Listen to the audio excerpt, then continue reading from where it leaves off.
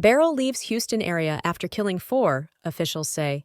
Tropical Storm Beryl leaves Houston after causing severe weather and 4 fatalities, officials report. Making landfall near Matagorda, Beryl brought dangerous storm surges, floods, and heavy winds to parts of Texas. The storm, initially a Category 1 hurricane, was downgraded to a tropical storm later Monday morning. Officials confirmed that Beryl caused 4 deaths, including a city employee, and power restoration may take days. Beryl's intense winds and rain significantly impacted the Houston area, but did not cause widespread destruction.